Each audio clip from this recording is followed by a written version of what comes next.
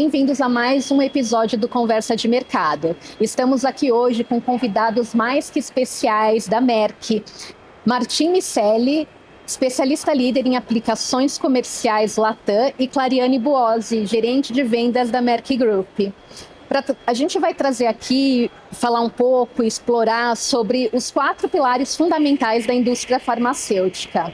E a gente queria saber um pouco mais sobre tudo isso. Sejam muito bem-vindos. Muito obrigada. Obrigado. Um prazer estar participando do Talk Science. Obrigado. Vamos lá, a gente tem bastante pergunta aqui sobre microbiologia industrial, métodos rápidos. Eu sei que estamos aqui com especialistas mais que bem-vindos, mais que expert para contar tudo aqui para a gente hoje. Isso. Me fala um pouco sobre como a microbiologia industrial tem contribuído para a inovação e a eficiência na produção farmacêutica, especialmente no uso de micro-organismos para medicamentos e vacinas. A primeira introdução tem muitos anos já, né? Porque o Pasteur já introduz lá nos 1600 os micro-organismos e ele já olhou o que acontecia. E a gente começou uma mudança para ter os métodos que hoje tem. O primeiro foi aquele no 1800, por exemplo, que eles tinham lá uma introdução das novas tecnologias. E agora tentando mudar um pouquinho demais, né? Porque essa mudança não foi muito bem tecnológica. Estamos utilizando agora na tecnologia é a mesma que já a gente tem. Então, a ideia é tentar fazer esse uso dos micro-organismos para as pessoas. Para o bem, Isso. Né? Para o bem, muito bom. E quais os métodos rápidos para a prova de esterilidade têm se destacado atualmente como os da Merck? E quais os principais ganhos em relação aos métodos tradicionais? Acho que o principal ganho aí é a eficiência, a rapidez no resultado, na tomada de decisão. Então, quanto antes você consegue obter um cenário de como está a sua produção, de como está a sua qualidade, mais rápido você consegue agir. Então, acho que esse é o principal ganho aí. Você poder prever, né? Você poder se preparar. É muito bom. Sim. Sempre a ideia é ter uma qualidade melhor dos medicamentos, então, para a segurança da população. Essa é a ideia que a gente tenta procurar para todos, né? Mas às vezes consegue e às vezes tenta, tá? Essa é a ideia. E em relação à principal tecnologia que a gente vê hoje é o uso de bioluminescência, de ATP, para conseguir ter um resultado do teste de esterilidade que você questionou. Não sei se você quer falar um pouquinho já do que na USP, né? Sim, o que tem é que a USP fala disso e também tem uma ideia geral do que acontece, porque agora na indústria tem uma introdução de muitas tecnologias com o mesmo princípio, então isso é bom, né? E com diferentes resultados, né? Isso, também. Isso. E falando sobre a validação de métodos, o que torna essa validação de métodos analíticos realmente essencial para a qualidade e segurança dos produtos farmacêuticos? E que parâmetros também vocês consideram mais críticos nesse processo? A segurança que dá o cumprimento das validações é que seu produto consiga atingir os controles que você diz que tem que atingir. Então é um pouquinho engraçado lá, mas a ideia é que você tenha os controles que vai dizer que ele precisa. E na validação, os parâmetros mais importantes sempre são o uso do seu produto para a técnica que você quer ter. E essa validação, sempre a melhor resposta é a especificidade, que é o seu método específico para seu produto. E essa validação dê certo para utilizar o dia a dia. E qual o papel da USP na padronização de medicamentos e como que as empresas realmente garantem essa conformidade com seus padrões globalmente falando? A USP tem um cumprimento essencial para a gente, porque eles são um grupo de pessoas da ciência que tentam fazer validações. A vezes conseguem, a vezes não, mas quando eles conseguem, temos os famosos capítulos. Então, lá a gente pode padronizar para todos.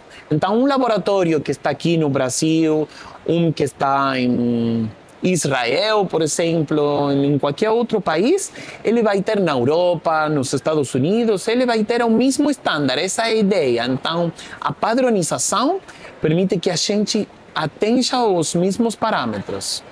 E aí a gente retorna na questão da validação, né? Sem validação na indústria farmacêutica nada é possível. Então, só com a validação você consegue assegurar que você vai cumprir com os padrões que a USP estabelece. E isso, é claro, garante toda uma segurança no processo, que é muito importante nesse segmento. É um produto que a gente, nossos filhos, nossa família, que a gente vai consumir. Com certeza. É sobre bem-estar, né? E de que forma a microbiologia e a inovação em métodos analíticos, eles podem realmente contribuir para uma produção farmacêutica mais sustentável?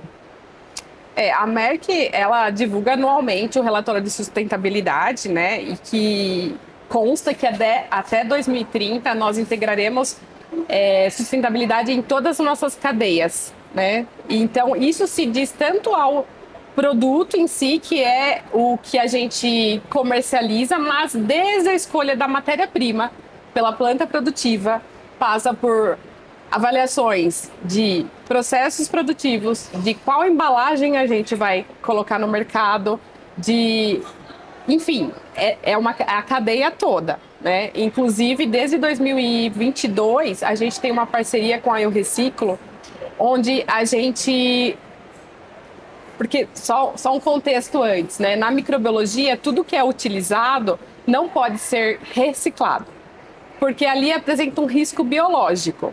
Então, eu não posso, mesmo que seja um plástico, um vidro, eu não posso reaproveitar. Então, aí o Reciclo veio muito de encontro com a gente, porque a gente faz um relatório anual de quanto a gente colocou desses resíduos no mercado, e através de cooperativas locais, aí o Reciclo faz essa reciclagem exatamente do mesmo volume que a gente coloca nesse relatório. Então, muitos produtos nossos hoje, principalmente na área de microbiologia, já estão dentro dessa cadeia de reciclagem. E essa temática de sustentabilidade, ESG, ela está hoje praticamente em todas as indústrias. Não são todas, é claro, que estão tão avançadas, eu acredito, como a Merck. Vocês já trabalharem isso dessa forma é realmente incrível. Sim, isso. É um motivo de orgulho para a gente. Com certeza. Somos, né, por formação, biólogos, farmacêuticos, então essa questão do meio ambiente também vem muito intrínseca, né? Faz parte. Exato. E quais são os principais desafios que as empresas elas têm enfrentado nessa implementação de métodos rápidos e na validação também perante os órgãos reguladores? O mais importante sempre é a validação, que a gente o que quer ter uma tecnologia que pode ser utilizada para todos os seus produtos. E muitas vezes não consegue, mas a ideia é não mudar tanto a técnica que a gente tem. Então esse é o primeiro desafio que a gente sempre tem. Com as agências reguladoras, o que acontece muitas vezes é que precisa estar mais perto da gente, mais perto da indústria toda, porque a comunicação lá é muito importante para que elas tenham o conhecimento que a gente tem das tecnologias e também do que está acontecendo com as diferentes indústrias. Então, a ideia é ter esse acercamento com os reguladores e fazer uma melhor intercâmbio das informações, né? Sim. Eu colocaria 3 principais desafios. O primeiro, acho que vem muito de encontro com o que o Martim acabou de colocar, que seria esse contato com órgãos reguladores, né? Então, são 3, né? A indústria em si que está produzindo, o fornecedor e o órgão regulador. Mas 2 pontos que eu acho importante destacar, que eu vejo como desafio, O investimento das empresas na microbiologia. A microbiologia, ela é muitas vezes vista como um custo e não como investimento. Então, isso é um dos pontos que a gente coloca. E, às vezes, quando a gente consegue adequar uma metodologia na microbiologia, e aí já vem o terceiro desafio aqui, é que outros setores desta empresa não estão adequados com aquela nova realidade. Então, por exemplo, o teste de esterilidade, que a gente até citou aqui hoje. Hoje a indústria faz em 14 dias. A metodologia que a Merck consegue colocar no mercado reduz para 5 dias. Mas, às vezes, o ponto é que outros setores já estão acostumados que a microbiologia demora 14 dias. Então, eles já se adequaram aos 14 dias. Então, esse é um outro desafio, porque quando a gente coloca uma metodologia dessa numa empresa, precisa de uma equipe multidisciplinar, todos os departamentos precisam trabalhar em conjunto para que essa etapa que foi otimizada esteja de acordo com as outras etapas do processo. A gente está falando também de toda uma mudança de comportamento, de cultura que já existe. Sim, e de times multidisciplinários também, que precisa de ter cada um que quer uma nova tecnologia. Sim. Muito bom. E existem situações onde a revalidação de um método analítico ela é necessária, e quando isso acontece, qual é o processo que se encaixa no ciclo de vida desses métodos? Então, essa é uma questão que tem muitos anos já, mas também isso é certo da regulação. Porque a gente tem no seu relatório que vai fazer a validação uma vez e não faz mais. Então já tenho validado. E na prática eles têm que fazer uma revalidação para verificar que o produto não tem mudança, que não tem uma diferença da técnica.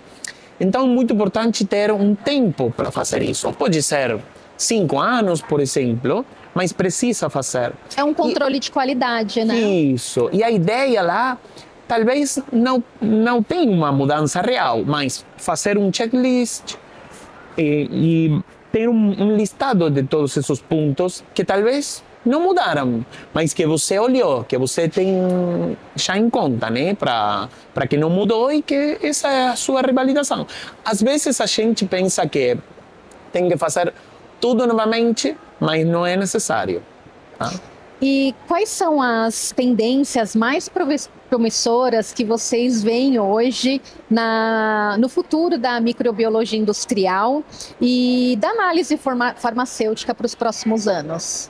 Olha, o que eu vejo é robotização e automação de processos, não somente na produção, porque isso já está bem implementado, mas no controle de qualidade mesmo, sabe? Colocar robôs mesmo que otimizem e que também, a gente sempre fala, né? Que libere tempo para os analistas, para as pessoas conseguirem fazer análises de tendências, conseguir fazer uma verificação real do que está ocorrendo. Qual que está sendo o caminho que meu controle de qualidade está tomando, que minha produção está tomando? Então, não é que um robô substitui o humano. Pelo contrário, ele libera aquele tempo, igual a inteligência artificial, né? Exatamente. Não vem para substituir, mas vem para liberar os trabalhos de rotina. Todo dia eu faço isso. Vamos colocar uma automatização aqui e faz sozinho e eu consigo me dedicar a outras coisas mais importantes e urgentes, né? Então, isso que eu vejo.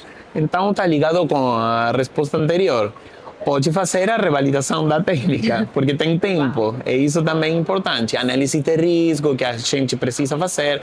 Então, a mesma gente, diferentes tarefas, né? Diferentes. Muitas vezes a gente vai oferecer uma tecnologia e o que a gente ouve é: eu não tenho tempo nem time para validar um novo produto. E essas tecnologias vêm justamente para te liberar tempo para conseguir fazer revalidações, adequações de metodologia e outras coisas que sempre são boas práticas, né?